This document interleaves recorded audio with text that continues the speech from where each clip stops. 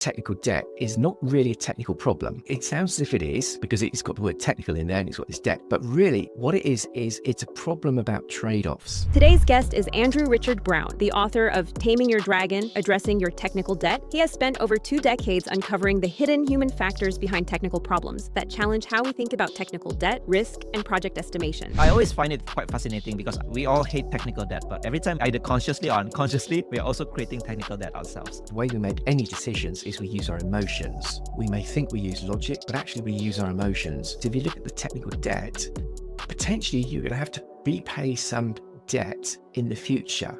Something that is in the future is going to appeal to your logic. That's principally why the technical debt does badly. From all these layers, technical aspect is just a small part of the technical debt. There are so many other things like organizational system, the bias thinking, the emotion. How can an organization start managing their technical debt better? What you really need to be doing is avoiding creating the technical debt that you can avoid creating. You can't do development really, really fast, and then when you become completely tired, now we will slow down to a sustainable rate. It's a bit too late. You need to make arguments that are appealing to people's emotions, not to their logic. You can sort of paint a picture, you can tell a story. If you're coming at it from the viewpoint of we need to manage this technical debt or burn it down, you're almost starting too late. Once you do that, it's almost as if you've given the business permission to create this technical debt because you can just pay it down later.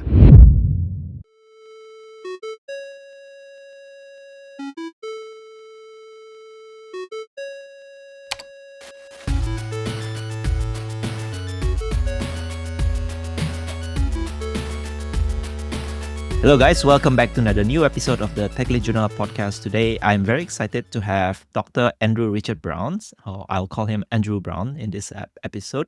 So Andrew is the author of a book titled Taming Your Dragon. So it's a book about tackling or managing technical debt, which I'm sure all the engineers here know about technical debt. We hate technical debt, but also at the same time, sometimes we create technical debt ourselves. So today we are going to learn what is actually technical debt and how can we manage it much, much better from Dr. Andrew. So Andrew, looking forward for this conversation. Thank you so much for this opportunity. Thank you for inviting me on. Right. Andrew, in the very beginning, I'd always love to invite my guests to share a little bit more about yourself, right? Maybe you can use like career turning points that you can share so that we can learn from you. Yeah, sure. So, so I think that there was perhaps about 3 career turning points for myself, really. So the first one was I did a PhD in semiconductors, and so I had a plan, and my plan was to have a career in semiconductors because I could see that as a bright future, and there was going to be a big future in semiconductors there. But when I graduated, the semiconductor industry was in recession, and it remained in recession for about 2 years or so.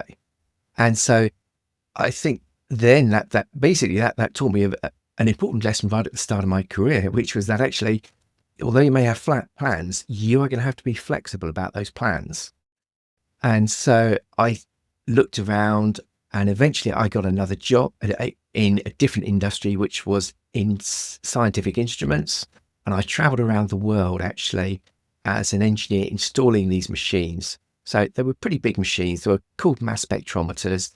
They were about the size of a car, weighed a couple of tons, and they cost about £500,000. And they took about 3 months to install. So you're spending a lot of time in foreign countries there.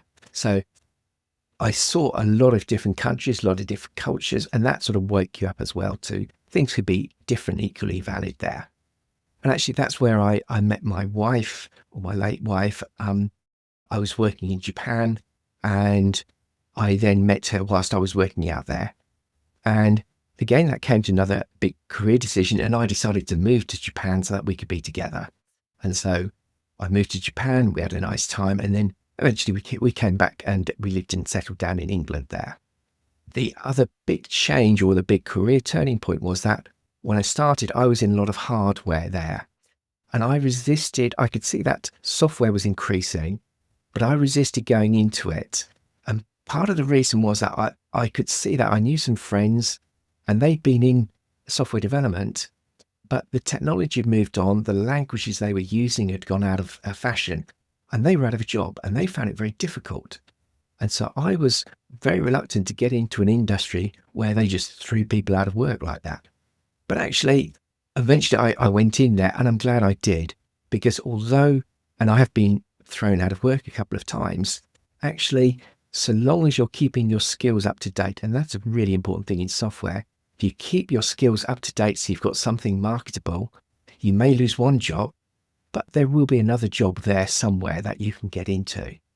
And so I would say that was an important lesson there, really, of making sure that you always stay up to date and current, or you're learning something new. Always be learning something new. Yeah. Oh, thank you for sharing your story. I think it's very insightful and very timely as well in this kind of a time, right? Where people, maybe some of us are feeling a little bit concerned about our jobs, our career, maybe because of the AI disruption, maybe because of the economical situations and so many changes happening globally. So I think I really love the first point as well, where you should be flexible. I think many people career, right, doesn't go as planned in the very beginning, right? We always love to plan, oh, I want to do this, I want to stay on this career track, climb the ladder or something like that. But most of the people that I've talked to actually said that their career plan actually are different than what they used to think about in the very beginning. Before we continue, I want to tell you about our sponsor, Jellyfish, who helps engineering teams measure the real impact of AI adoption. Let's hear what they have to say. 90% of engineering teams use AI, but few can measure its actual impact. It doesn't have to be a guessing game. Jellyfish gives you a comprehensive view across your AI development activity. Know where AI hurts, where it helps, and how to guide your team with confidence. Learn more at jellyfish.co/AI. And now let's get back to our episode. So I think maybe let's touch on a little bit on this. So for people who are maybe in lots of concerns these days, or whatever situation that they are in, so maybe looking back, what kind of confidence that made you, brave enough to take those kind of risky moves, maybe back then, right? Because you just said your friends, got out of a job because programming language changed and things like that. So maybe people can get some inspiration from your journey as well. Yes, I would say that in terms of making risky moves, it's something that actually people talk about afterwards, but at the time they're not actually as risky, or you make it as unrisky, as least risky as possible. So, for example, if AI is coming along, it would be madness to leave your job and start learning AI or something like that. You should be continuing in what you are, seeing what is happening, and most of us can read fairly clearly that big things are happening in AI, and you can actually then start to learn about AI and get some skills there that are marketable in the environment and in the industry. Because one of the terrific things about the internet is that so much knowledge, so much information, firstly, is available, and secondly, so much of it is available for free. You don't have to be paying lots and lots of money for these things. You can do it, and there's people out there that are happy to take your money off you, but there's enormous amounts that is free.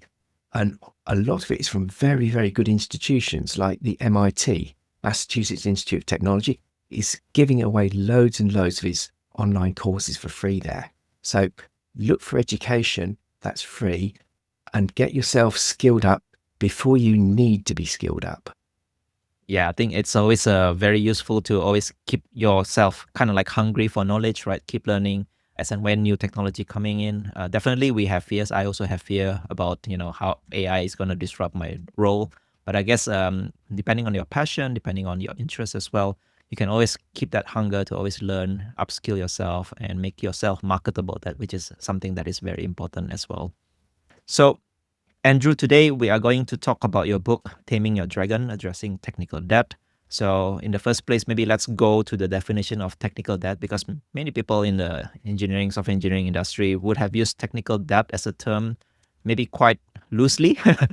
So maybe in the first place, what do you mean by technical debt? Okay, so I think that I would be fairly conventional with what I mean by technical debt. I would take technical debt to be the additional work which you will or someone will need to do in the future as a result of choosing to a solution which is expedient in the short term, but is going to cause you longer term issues there. So I would say it's no more than that, really. Wow, this is quite a very interesting definition because, yeah, you can see that there's kind of like a trade-off here, right? So long-term kind of a problems, but a very maybe short, fast delivery, right? It's kind of like taking shortcut in a sense. So I think I like that definition, right? So because many people associate technical debt in software engineering, especially with financial debt. So, thinking about, okay, we take some debt here, maybe for our loans, mortgage, whatever that is, right? And we'll kind of like repay them back sometime in the future.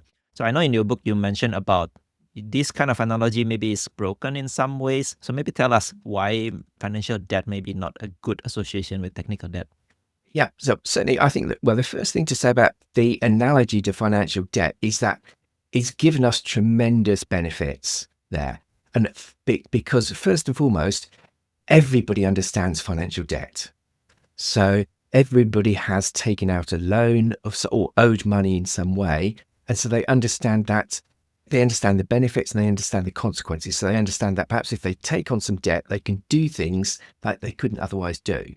And that's the benefits of it. So, if you want a job in the next city, but you need a car to get there, then you take out a car loan. And so that's a good debt to take out.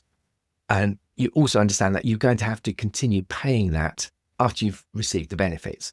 It's very useful in that way because it gets people to understand it very, very well. So it allows people very quickly to understand the essence of it. The problem with the analogy of technical debt is that it isn't an exact analogy. And so technical debt it would be like you took out a car loan in order to get this job, but you don't know what your interest rate is. And you don't know when you're going to have to repay it.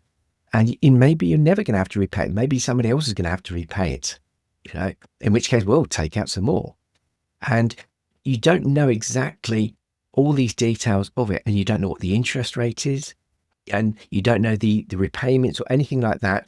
And also, perhaps the most scary thing is that at the same time you're taking out this technical debt, perhaps someone is handing out lots and lots of credit cards to that account there. And all these other people, including your daughter, spendthrift daughter, she can then go out and rack up lots and lots of debt on this there to get benefits for herself, which you're going to have to pay out. So that's perhaps a closer analogy to what the technical debt really is. It's a very scary, very strange kind of financial debt there. Right. So I love that you mentioned that we don't know the interest rate that is going to be accumulated if you don't repay the debt, so to speak, right? And you can also don't know when you should repay the debt fully, right? So I think that's a very good reminder, right? Because when we talk about financial debt, usually it comes up with all these commitments, contract, whatever that is, right? Upfront. But when we incur technical debt, probably we don't know how to answer some of those. So you mentioned about, for example, people take technical debt for shortcut. Some of these are really not just technical kind of decision, right? But in your book, you mentioned it could be organizational issue or some kind of human bias. So tell us these two elements. Why is it also important to actually put in place when you want to understand technical debt? So I think the first thing to understand about technical debt is that it's not really a technical problem. It sounds as if it is because it's got the word technical in there and it's got this debt. But really, what it is it's a problem about trade-offs. So nobody takes on technical debt just for the fun of it. We take on technical debt for a reason. And usually we take on the technical debt because we want to be able to do something that we couldn't otherwise do if we didn't take on that debt. So it's going to be something like we want additional features there. So for example, the product manager they know that this technical debt is going to be bad for the product long term, but they need to squeeze this extra feature in. Or perhaps it is for a project manager, they know that piling up technical debt is going to be a problem, but they need to get this project in and they are being measured by that. So technical debt is just a consequence of a trade-off that people have made. So they've made it there. That then leads to an interesting point because practically every company you go into, they will say, we've got too much technical debt. So then you've really got to ask, well, what does that mean?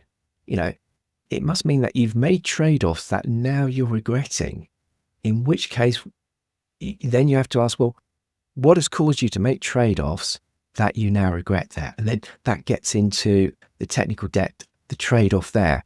So really, if you want to understand why you've got too much technical debt, you've really got to understand how your mind makes trade-offs and how you trade one thing for another, and why it is that technical debt comes off so badly in that trade-off, really. Yeah.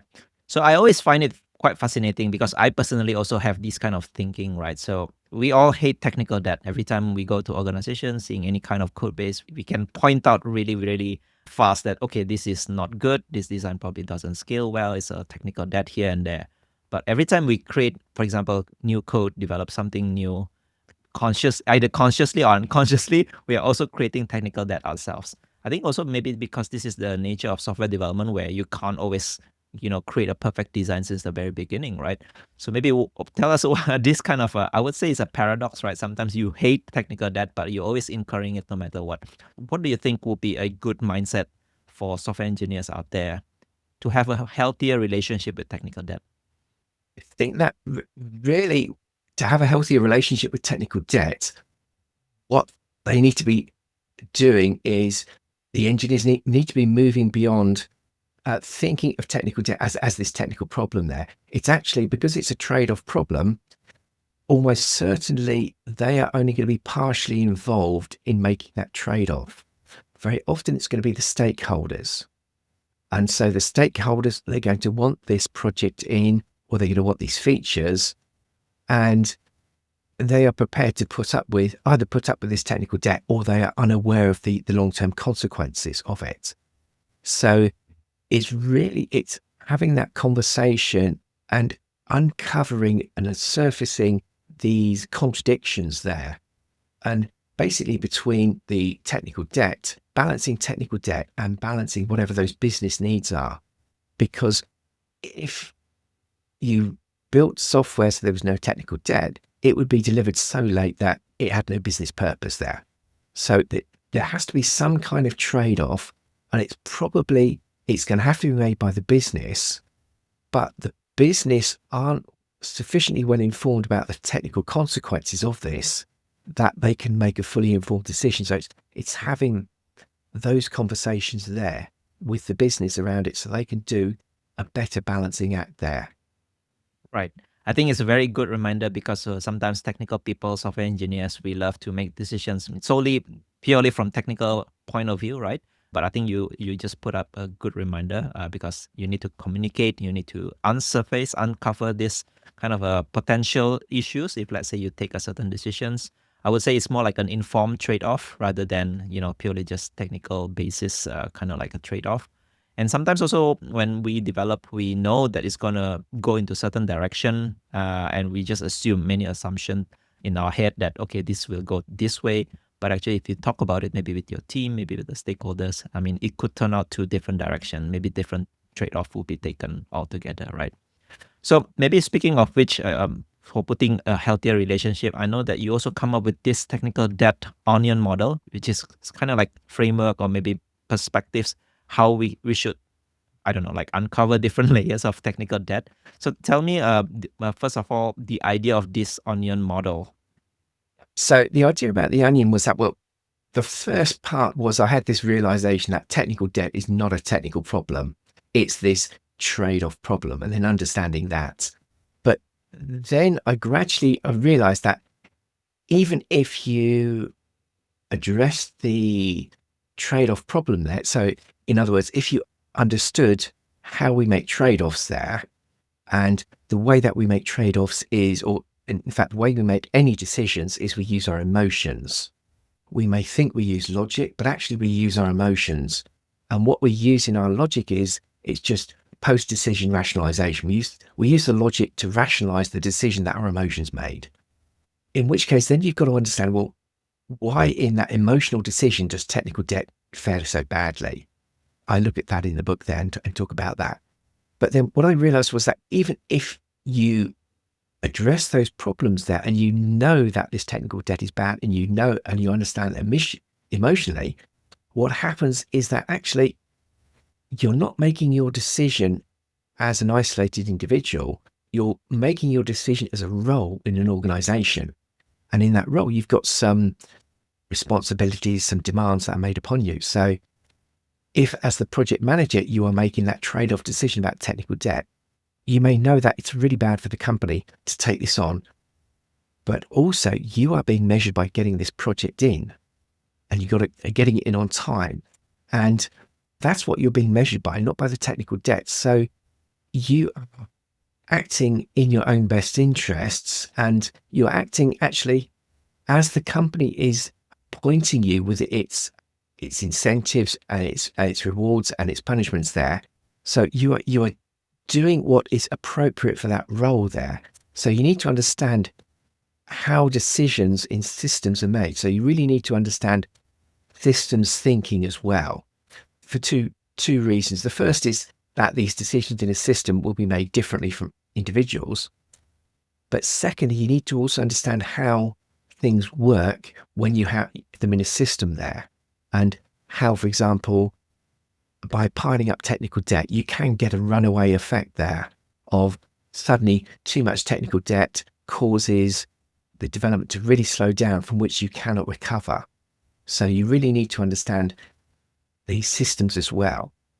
And then what I realized from there was, actually, if you're talking about individuals making decisions within a system, essentially that's economics. That's what economics is. And so then I looked at, well, what can economists teach us? And economists have been looking at problems similar to this for hundreds of years. So they've got a whole series of problems that they have highlighted and addressed. And the really good thing about looking at it from the economist's point of view is that, firstly, that they've studied it already, so you don't need to reinvent the wheel. But secondly, they are talking the language of business very often. So very often we find it difficult to engage with the business, and we may talk about technical debt, and we may talk about these risks and this, that, and that. But all the business people hear is yeah, and it doesn't really go in. Whereas if you start talking about externalities or the principal agent problem there, it's likely that it's something that they met at business school. And so straight away, you are talking their language. So that's an advantage of this looking at the economics layer. And then underneath that, I put a final layer, which was around wicked problems. And so really technical debt, in fact, practically everything that we do in software development is a wicked problem. And so I talk about wicked problems and tame problems. And so a tame problem it's a problem like chess or a game of some sort that has some rules, and there is a single solution, or there's a solution which everyone will agree is better than another solution there. Whereas in a wicked problem, it's got several characteristics, one of which is that different people may have different opinions about what is the best solution there. So, for example, on the road I live on, perhaps there's a bit of noise, and my best solution is that there's no noise at night. Whereas for the young people that are coming back from the pub, there's a better solution, which is that there's a bit of noise as they come back from the pub, but it's all quiet by 3:00.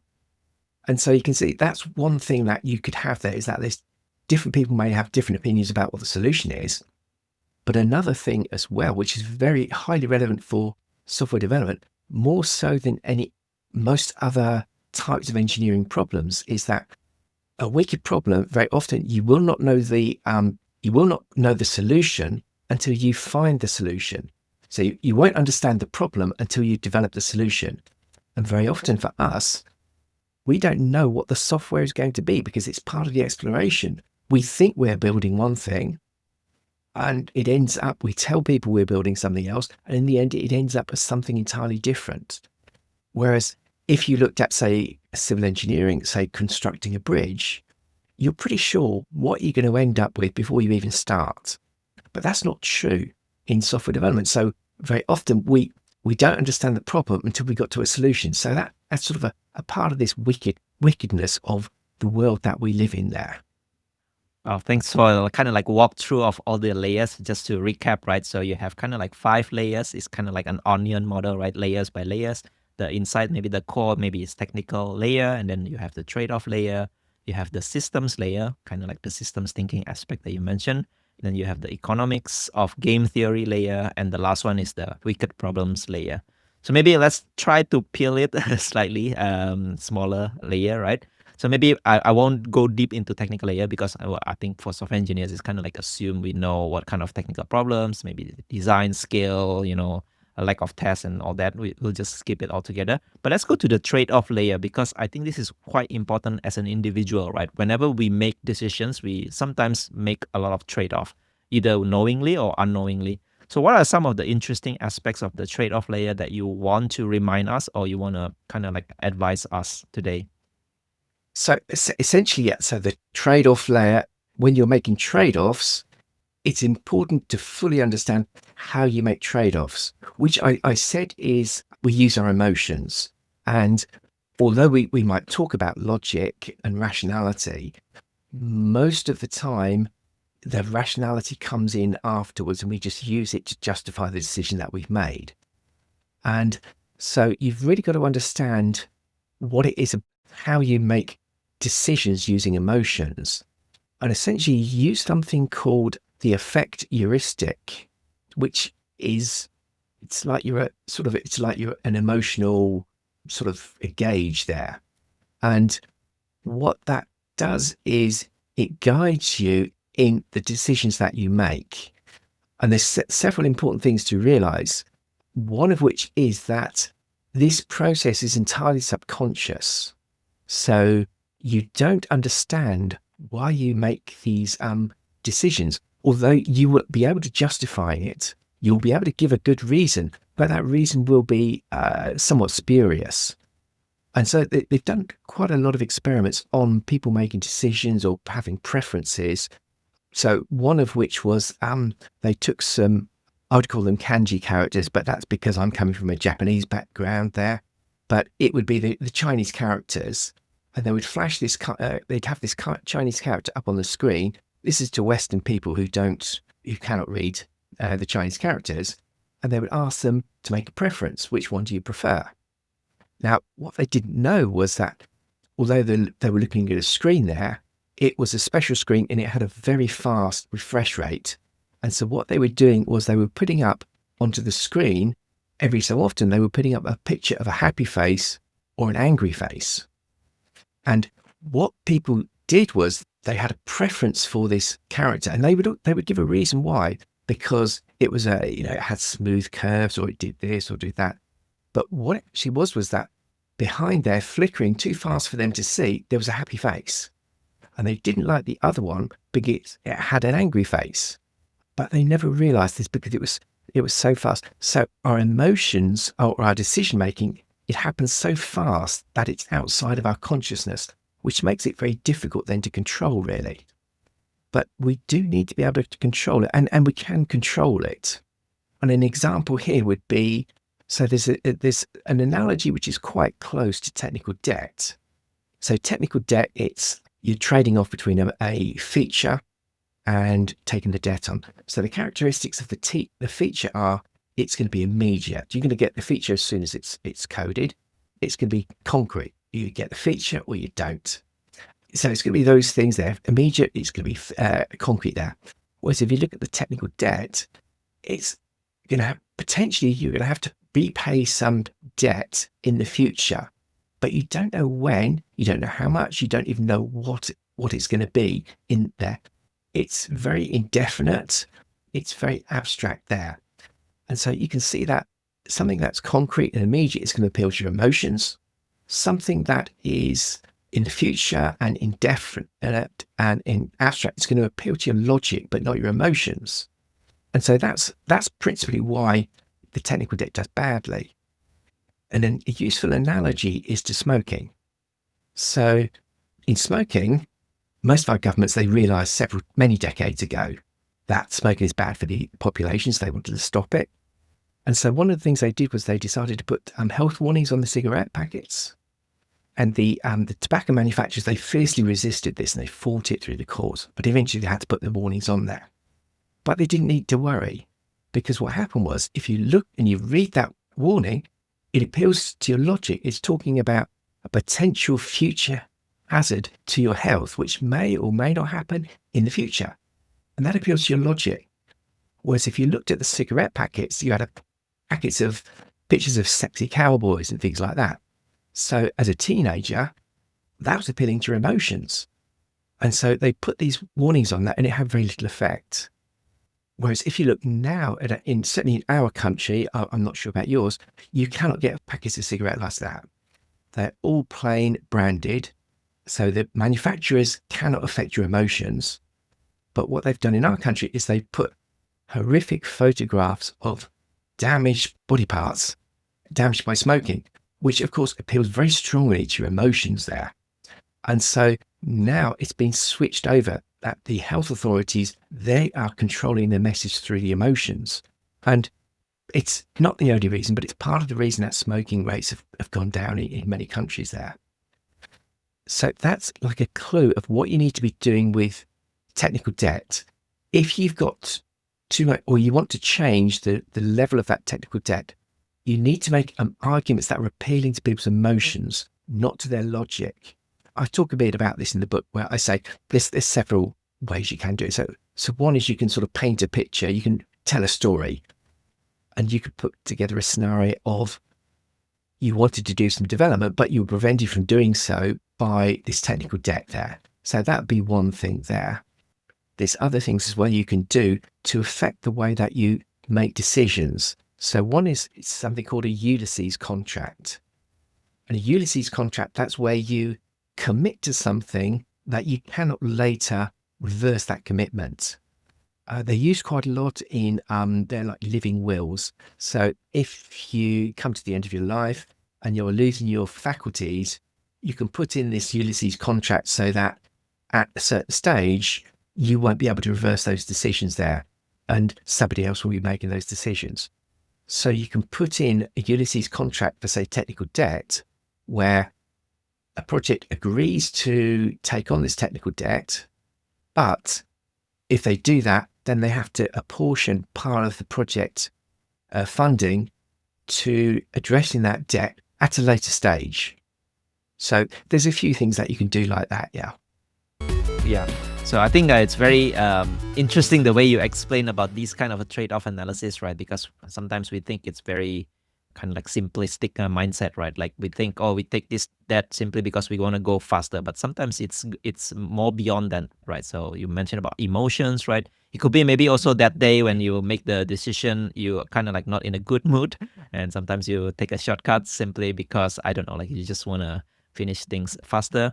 Could also be the trade-off that we mentioned in the very beginning, right? With business, right? Business always wants, things to get delivered faster, many features, project deadline that gets set without, being asked from the engineers, right? So those kind of things definitely make trade-offs kind of like more complex than what we think about when we take technical debt.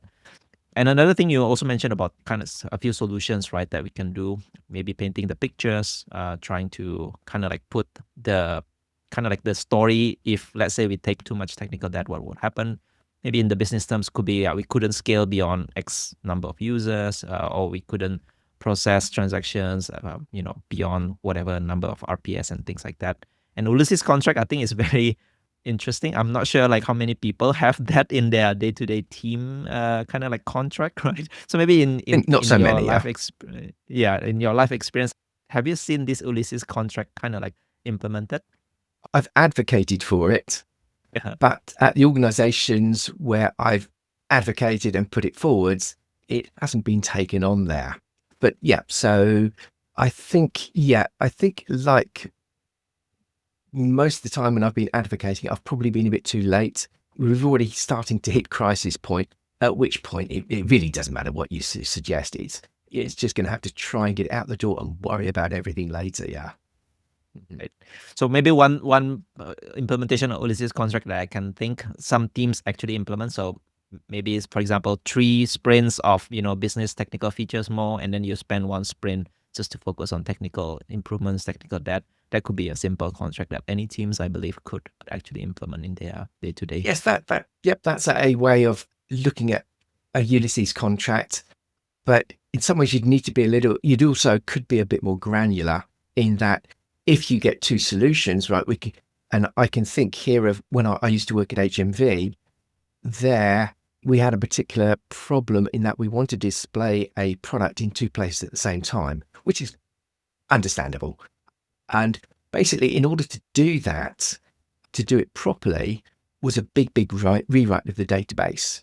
And we couldn't possibly do it before Christmas. And Christmas was really important for HMV because about a quarter of all of their sales are just at Christmas time. So you're never allowed to do anything that messes up Christmas for HMV.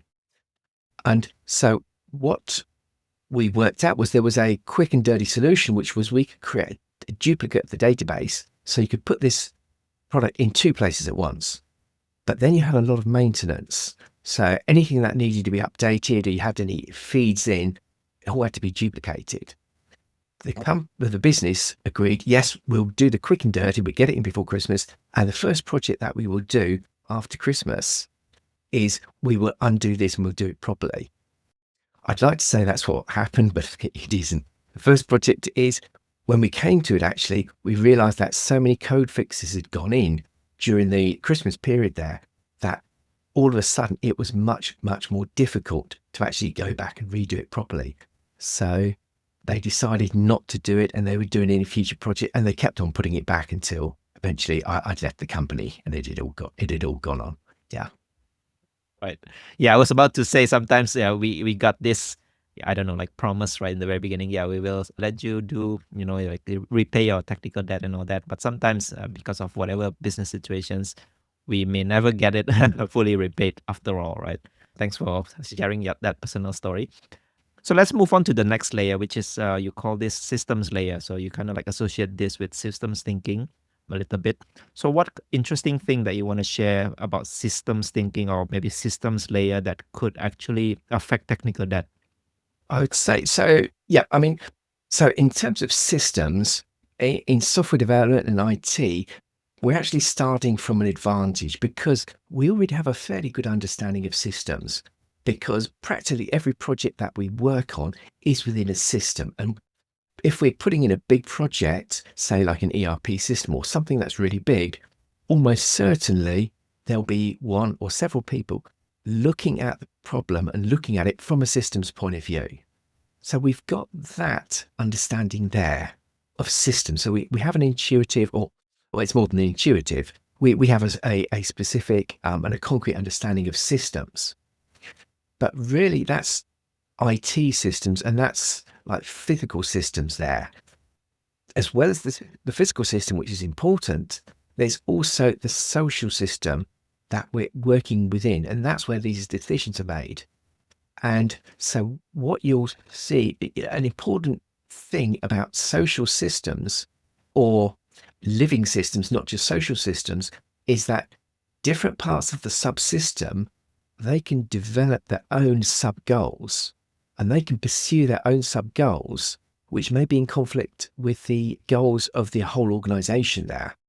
And that's something you don't normally get that in physical systems, because the designers you won't get in a well-designed physical system. And mostly you won't get it because it's been thought about. Whereas when we're putting in, or we're working in software development, the testers, they can have their goals. The software developments, they may have their goals. And of course, business will have very different goals there. And they can be clashing there. And so this can lead to unexpected developments there. And so, I mean, one of the most famous ones is, you've probably heard of prohibition in the United States. The banning of alcohol was about 100 years ago. Beginning of the 20th century, a lot of countries had a lot of problems around increasing rates of alcohol consumption. There's various reasons for that. People were getting a lot more money. They were working in factories, they were getting better paid, and they were going out and drinking. That's what's happening. But this was causing lots and lots of social problems. And so different governments tried to deal with it in different ways. And the United States, they decided they were going to use prohibition, which was just ban all alcohol. But what they hadn't realized was that, or they hadn't considered the system inside which the alcohol is sold and consumed there. And so they banned alcohol.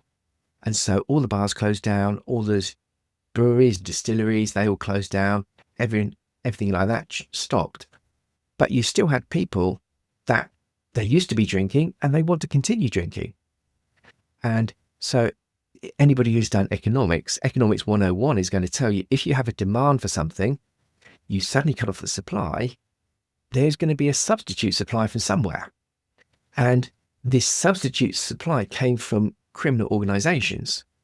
It came from criminals who actually then became organized, because they weren't particularly well organized before that. So then this led to lots and lots of problems in prohibition. So you had a rising crime, a lot of violence. You had enormous wealth being generated for these criminals, who they would then use it to bribe the police, bribe the courts, a whole series of things like this. And they built up these very, very strong organizations there. And so one of the longest lasting effect of prohibition in the United States was something that was entirely unexpected or unanticipated and highly undesirable, which was the growth of organized crime in the United States. In our country, we tackled it in a different way, and we didn't get those gangs building up because of that. Wow, quite fascinating story, right? So I think many of us could relate with this kind of like social system aspect, especially if we work in a bigger organization, right? So things could be also like political reasons, hierarchies, right? Or silo teams that work, quite independently without talking to each other. It could be so many other things like incentive system, reward system, punishment system, right? So those kind of things, maybe from one small perspective point of view, it seems could solve a particular problem, right? But unconsciously, you can create unprecedented effect in some other parts of the system, right? So I think this is where systems thinking kind of a mindset is very, very important, especially for us who are working in software engineering. So never kind of like focus or invest too much on one particular solution, but thinking holistically how it could affect the other parts of the systems as well, I think is very important.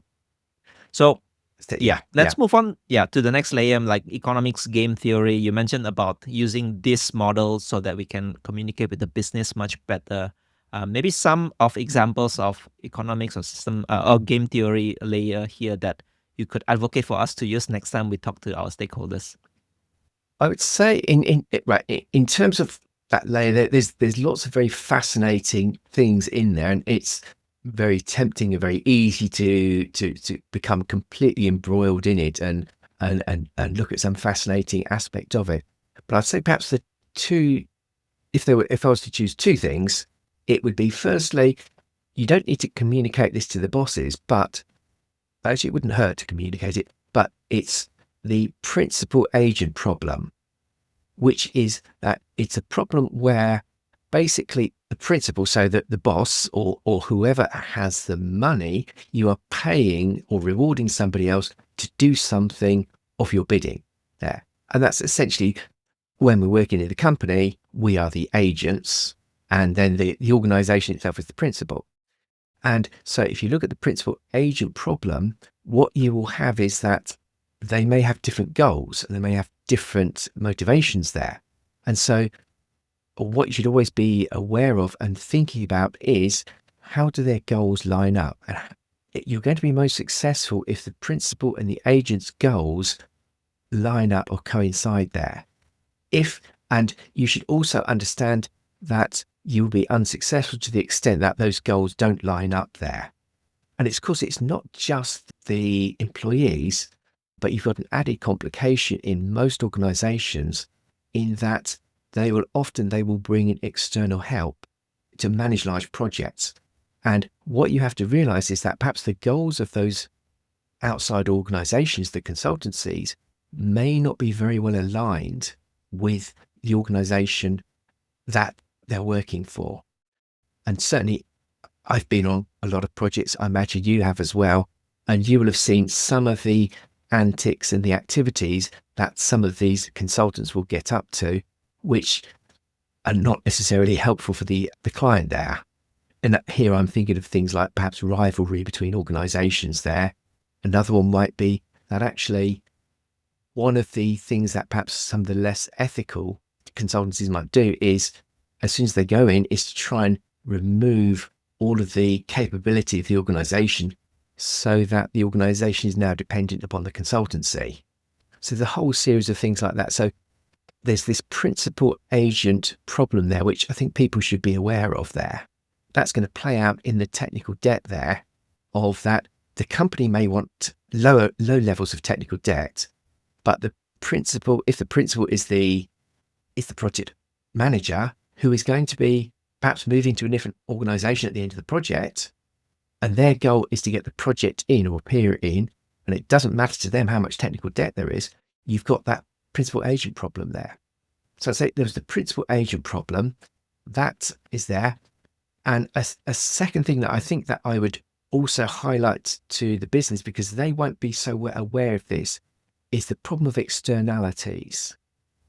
So an externality is basically, it's where one party can impose a cost or a benefit, but usually it's a cost. You don't worry about benefits. They can impose a cost on another party, and the other party has no say whatever in whether they accept that cost or not. And the most commonly cited example is pollution. If you drive your car into the city and you're there perhaps to pick up your wife and she's out shopping, and so you sat on the side of the road there waiting for her to come out of the shop there, and you had your engine idling, well, you're creating all these externalities in terms of the pollution that you're creating, but you're sitting in your car and you are not suffering that externality. It's others that are suffering it there.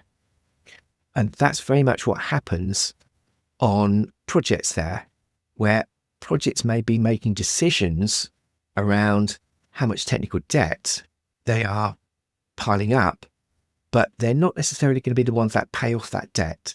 Perhaps it's going to be the support team. I mean, this was brought home to me once when I was at, or not once, many times, irritatingly many times, when I worked at HMV, and we had a project manager there, and whenever he caused a problem that affected another project or support, he would just turn around and someone said, "Oh, right, what you've done now has done this," and there, he would turn around and he would say, "That's not my problem." And so he was just saying, effectively, he was saying, "I am putting an externality on you, and the structure of our organization is I don't care whether I do that or not, and the company doesn't care, and I'm getting away with it." And technical debt is very often it's an externality, because the people that are making the decisions about it very often are not the ones that are going to end up paying that back at the end there. So those are the two things that I think that I would take from economics to technical debt: principal agent and externalities. Wow. I think now that you're kind of like explaining and giving examples, right, I'm sure some of us kind of like laughing, hearing those examples, because we could actually realize it's happening to all of us in our career, right? So I think definitely this kind of principal agent problem, right, externalities where someone makes decision without actually taking the responsibilities later on, is kind of like quite common, especially in software projects where you kind of like engage consultants, third parties on project basis rather than product basis, right? So I think we can see it in real life.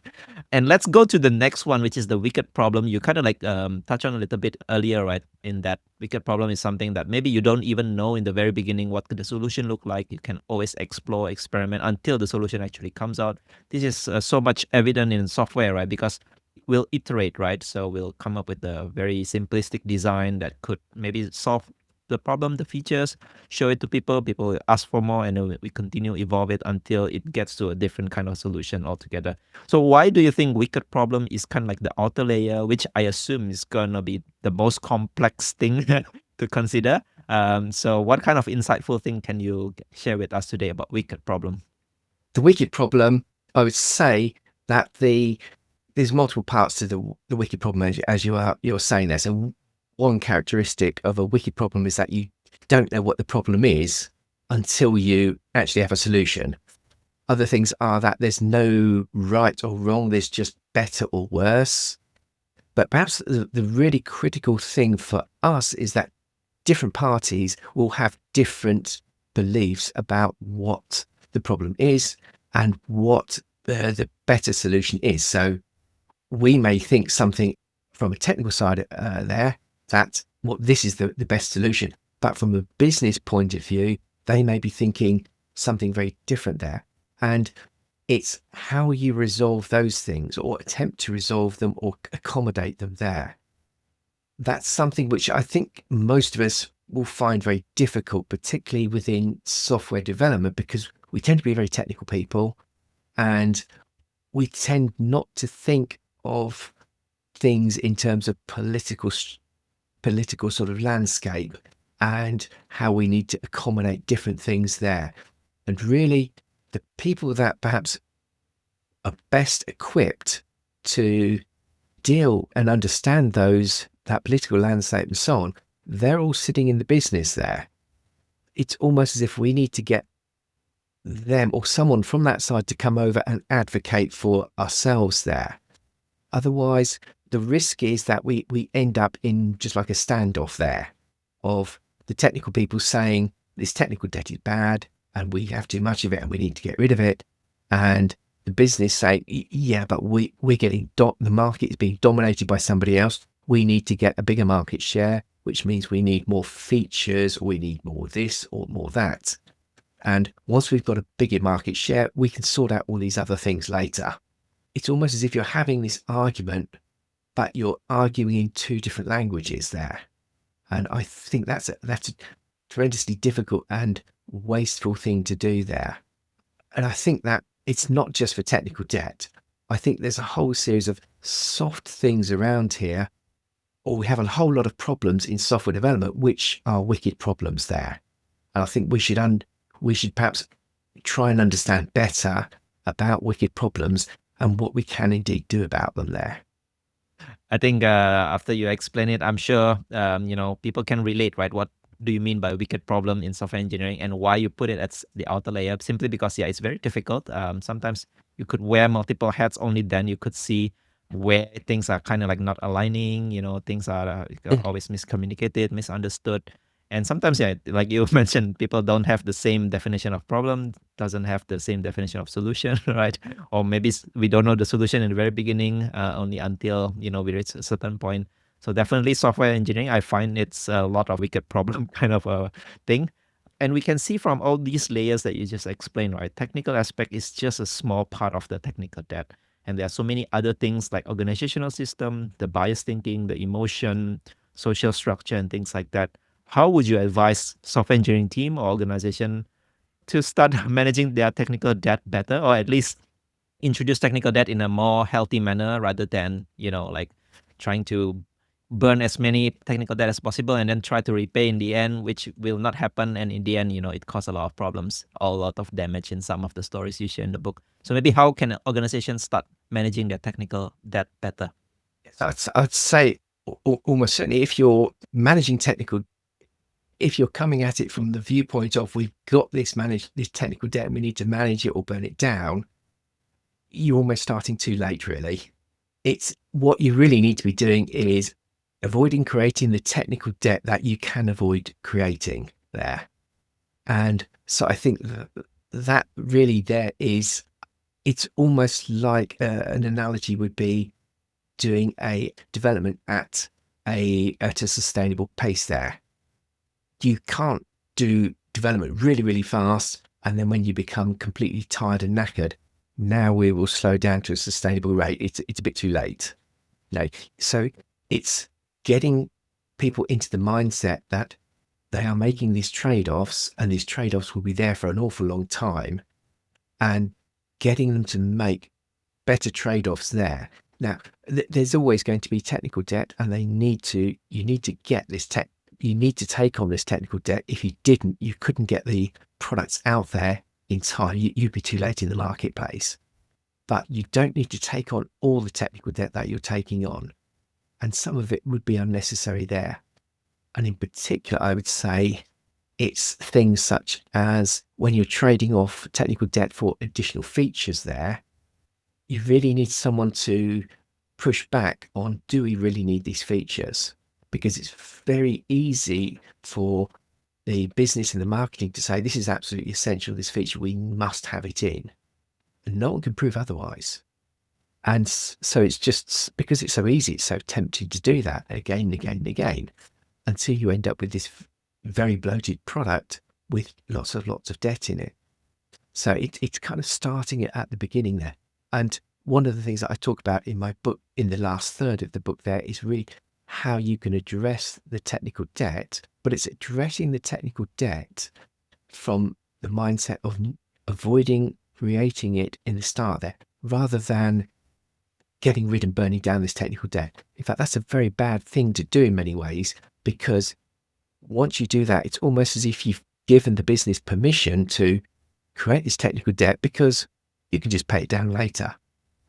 Try and get them into this mindset of avoiding this technical debt and the costs of this technical debt there, and why and how they can avoid it or minimize the amount of technical debt there. Yeah. Wow, I think that's a very good reminder, right? So whenever we talk about managing technical debt, probably it's a bit too late, right? So I think avoiding it, prevention is always the best cure, right? Rather than, taking pills, medicine, or adding people, buying software, whatever that is, right? To actually kind of like solve the technical debt problem. And I think you mentioned a very good keyword that I think we all need to always reflect, right? Sustainable pace over a long term, right? So the moment you feel like kind of like the velocity is slowing down, the team cannot deliver things as smooth as before, right? Maybe that's kind of like also a signal for us to kind of like think about how we can tackle or manage our technical debt better and communicate that to the business stakeholders, right? And in your book, you also mentioned a few common anti-patterns. I think people who would love to kind of like advocate or champion, managing technical debt better in an organization, you should check out Andrew's book. So it will be amiss if I didn't, mention or discuss about AI with technical debt, right?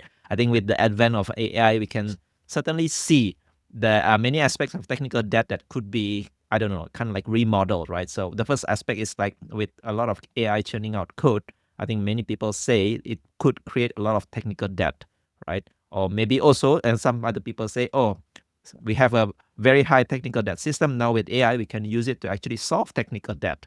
Maybe simply because, I don't know, at least documenting the feature because the people have left or things like that, or creating tests automatically. So what do you view about AI? Is it something that is going to increase technical debt, or is it going to be reducing technical debt?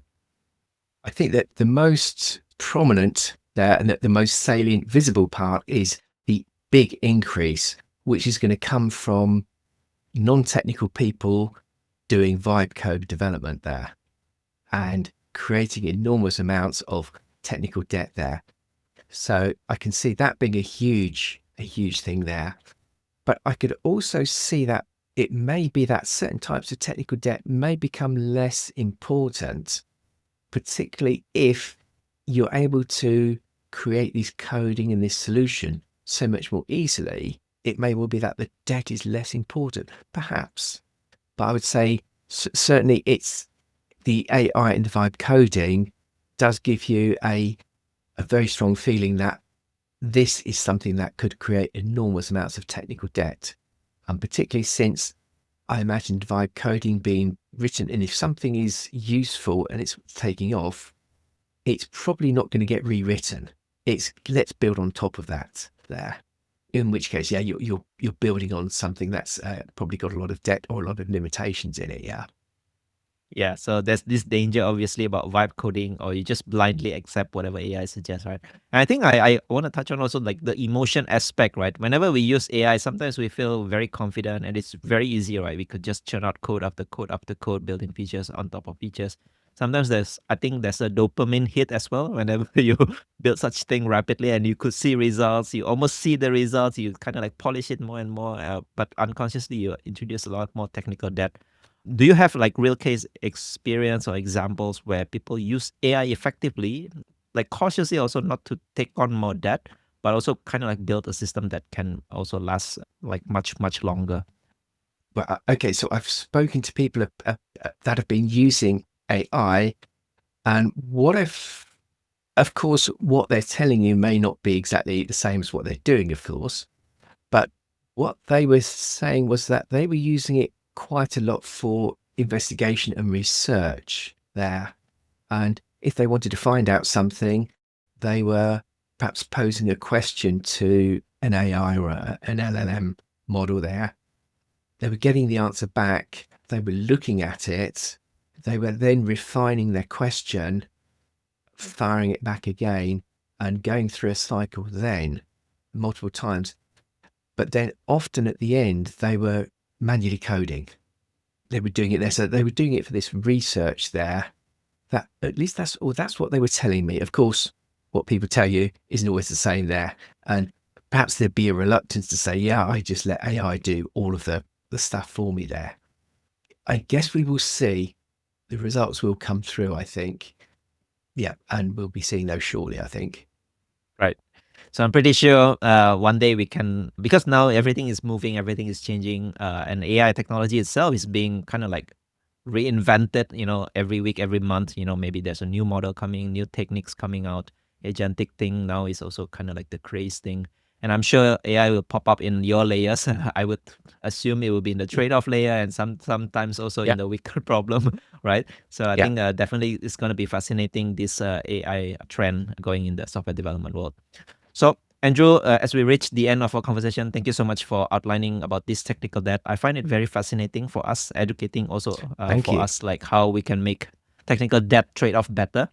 Before I let you go, I have one last question. It's like a tradition in my podcast, which is to ask this question called the 3 technical leadership wisdom. So if you can think of it just like 3 advice you want to give to the listeners, maybe if you can share your version today, that would be great. Yeah, sure. So, well, I would say that basically read more deeply. Okay. If you think about where you're spending your time, quite a lot of your time, it might be you're just reading something on LinkedIn or perhaps watching something on YouTube. There are some really wonderful things that have been written out there. And here I'm thinking of published books. Okay, something that is published and something that is a book, someone has spent a lot of time thinking about that, doing that. They will have put in hundreds or thousands of hours to produce that. So there's hundreds or thousands of hours that have gone into that thought. And you can get that thought for an investment of just, 10, 20 hours or something reading through it there. That's not always going to be true, though, if it's, say, a blog article there. It won't have been through all of that process there. But if it's being published and it's being published by a publisher that has got, they need to make money. And in order to make money, they need to do something that's good enough quality that people will read it there. And there's a lot of stuff out there. And here I was thinking about, one of your more recent guests was Carl Vegas with his Programming Pearls. And it's like, just what a wonderful book there, with all of these lots of good ideas there. And, similar, there's one with it's Lessons Learned in Software Testing. Lots and lots of really great ideas in there. I think developers, we probably read perhaps 2 books a year or something, 2 technical books a year, if that. We really should be reading an awful lot more. That'd be the first thing, reading in our own subjects. But then I would also say you should read more widely. And here I'm taking a sort of a hint from something called Red Teams here, which is where you should read outside of your experience there. So, I do a lot of work and a lot of research into the human factors, but the human factors that had I had nothing at all to do with it until I started thinking about why have we got all these problems in software development that have been around for decades that we haven't. And so I started looking around for where else have they had similar things. So, I've looked at that and I've looked at systems and systems thinking and dynamics. So you should broaden out your ideas and read more widely. And particularly, you should also read things that you don't necessarily agree with. You should expose yourself to different points of view. Now, this means, though, then this comes to the third bit here, you need to set some time. You need to allocate time to do this. So put a slice into your calendar there. Maybe it's going to be a morning or something every fortnight, just for reading and nothing else. Wow, I think that's a very good timely reminder for some of us who, because these days social media or maybe short blog posts are so much easy to access, and sometimes we get notified as well. I find sometimes like all these creates fatigue as well, right? So you have so many content thrown out to you. So we kind of like spend maybe short time reading it. We forget a lot of things. I think your advice is very good, timely reminder, right? Read more deeply, read more widely as well, and set the time to actually do those 2 things, right? I think for software engineers, I also think myself don't read enough, especially those technical books that could be very thick and sometimes very dry rather than entertainment. That is true. Yeah. But I think it's very important, especially if we want to keep ourselves up to date, reskilling. Again, like coming back to the first Yeah. thing that we discussed in our conversation. So, Andrew, if people love this conversation, they want to reach out to you, ask you more questions, maybe about technical debt or social, behavioral aspects, which I know that you're passionate about as well. Is there a place where they can find you online? There's LinkedIn. You can probably find me there, Andrew Brown at LinkedIn, or I'm on YouTube as well. Or you can fire me an email, which is, we can perhaps put it in your session there. It's Brown Sensei is the email to get me out. Brown Sensei at Hotmail. I took Brown Sensei when I was working in Japan, actually, at the time. Yeah. And yeah, I'd love to hear from people. Right. Very nice nickname, Brown Sensei. So I think I'm sure like we all learn a lot of things from you today from the Sensei. So thanks you. for sharing your knowledge and your experience. So yeah, thank you again, Dr. Andrew. Thank you very much, Henry. Thank you. It's been a pleasure. Thank you.